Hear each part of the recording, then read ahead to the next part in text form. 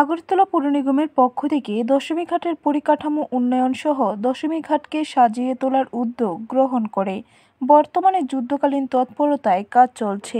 শুক্রবার দশমীঘাট এলাকা পরিদর্শনে যান আগরতলা পৌর নিগমের মেয়র দীপক মজুমদার।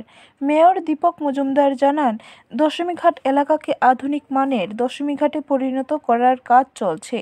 নতুনভাবে সাজিয়ে তোলা হচ্ছে দশমীঘাট এলাকাকে। ৮ অক্টোবর মুখ্যমন্ত্রীর হাত ধরে আধুনিক মানের দশমীঘাটের উদ্বোধন করা হবে বলে জানান নিগমের মেয়র দীপক মজুমদার। আমাদের আগরতলা শহরে অধিকাংশ প্রতিমা এই দশমীঘাটে নিরঞ্জন করা হয়। তো বিগত 2 বছর ধরে আমরা খুব আধুনিকভাবে সুন্দরভাবে, আমি বলবো উত্তর পূর্বাঞ্চলের সবচেয়ে ভালো নিরঞ্জন ঘাট এটা তৈরি হয়েছে। এইবার গত 2 বছরের থেকেও ছাড়িয়ে যাবে সমস্ত ব্যবস্থাপনার দিক থেকে।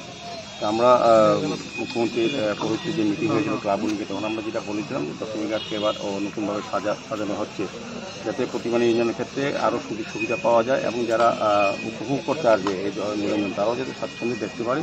সেদিকে আমাদের আগরতলা পৌর নিগম, স্মার্ট সিটি এবং সরকার এটাকে নতুনভাবে সাজিয়ে তোলার চেষ্টা করা হচ্ছে। 3টি ট্রেন থাকবে গতবার মতোই, এবং এবার দেখবেন এখানে কাদা বা মাটির কোনো ব্যবস্থা নেই।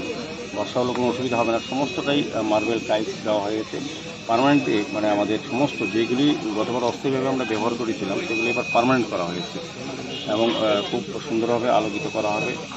সার্বিক ব্যবস্থা আমি বলবো যে ব্যুরো রিপোর্ট, খবর ত্রিপুরা।